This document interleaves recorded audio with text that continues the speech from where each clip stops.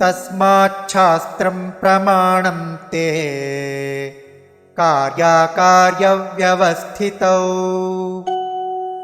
ज्ञात्वा शास्त्रविधानोक्तं कर्म कर्तुमिहार्हसि। इति श्रीमद्भगवद्गीतायां श्रीकृष्णार्जुनसंवादे दैवासुरसम्पद्विभागयोगो नाम षोडशोऽध्यायः।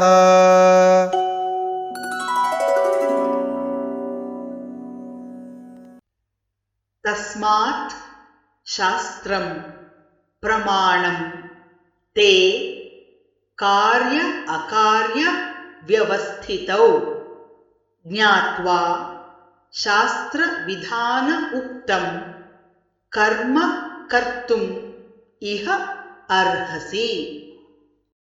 तस्माच्छास्त्रं प्रमाणन्ते कार्याकार्यव्यवस्थितौ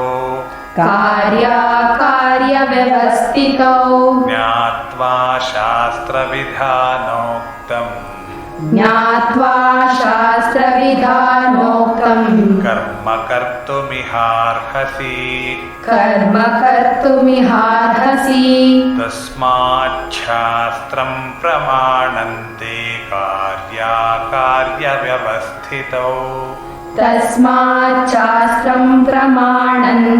कार्याकार्यव्यवस्थितौ ज्ञात्वा शास्त्रविधानोक्तं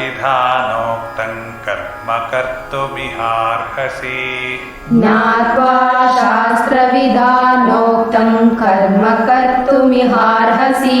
तस्माच्छास्त्रं प्रमाणन्ते कार्याकार्यव्यवस्थितौ ज्ञात्वा शास्त्रविधानोक्तं कर्म कर्तुमिहार्हसि। तस्माच्छास्त्रं प्रमाणन्ते कार्याकार्यव्यवस्थितौ ज्ञात्वा शास्त्रविधानोक्तं कर्म कर्तुमिहार्हसि। ॐ तत्सदिति श्रीमद्भगवद्गीतासूपनिषत्सु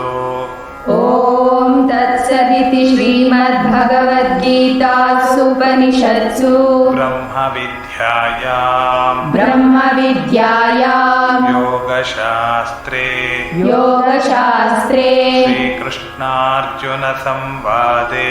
श्रीकृष्णार्जुनसंवादे दैवासुरसम्पद्विभागयोगो नाम षोडशोऽध्यायः। दैवासुरसम्पद्विभागयोगो नाम षोडशोऽध्यायः।